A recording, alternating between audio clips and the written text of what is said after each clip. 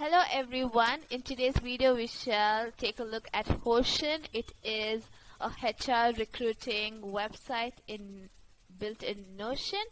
And yeah, let's get into it and we shall see it from an administrator point of view. So as you can see, this is the homepage of Hoshin where there are multiple different jobs uploaded by recruiters of many companies. So let's say that the recruiter wants to create a new job in Hoshin. They would then contact the administrator for the same. So let's see how I as the administrator would now create a new job. To create a new job, all you have to do is click on new and you would get this pop-up box. So just click out and you would see that this entire block is a page. So let's go ahead and open this up as a page.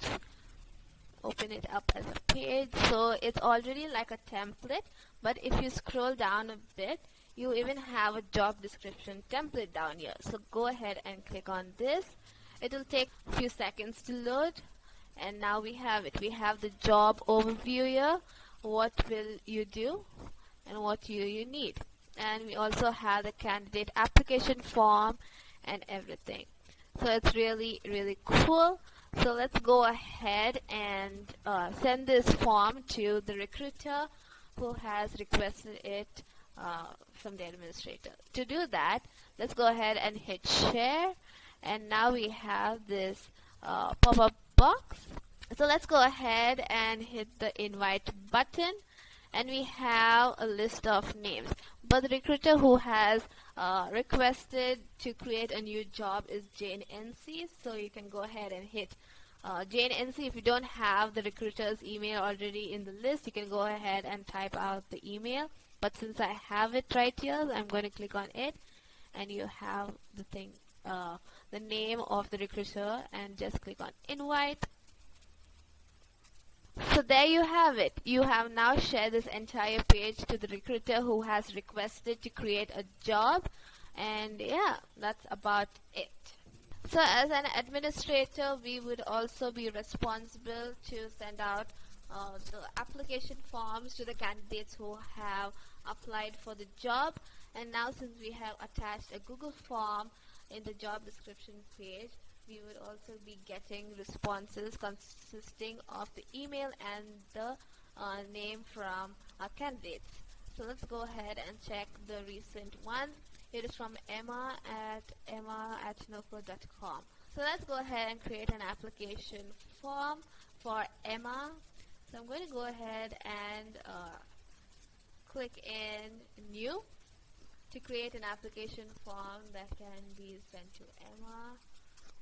And right here you also have this candidate application form. So let's go ahead and click on it, and it takes a few minutes for the entire application form to load, and there we go. Everything is right about there. So let's go ahead and type in the name Emma.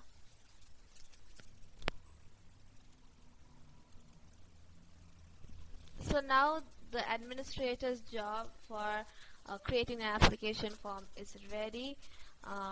This evaluation table has to strictly be done by the recruiter for giving the evaluation to the candidate. So yeah.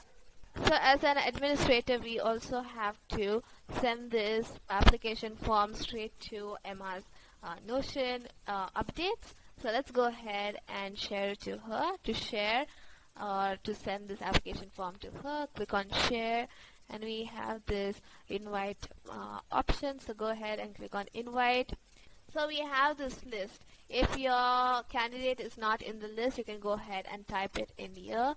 But since I have Emma right here, so I'm going to just click on it and click on invite. So that's pretty much it. Now the candidate is in the list, and it has already reached her inbox, so her Notion update, that is. So now she can go ahead and fill in the application form. So as a recruiter, it is very important to make sure that this option called share to web is toggled off. By toggling off, it means we are restricting the access, and we are only giving access to the people who are here, to the people who we invite.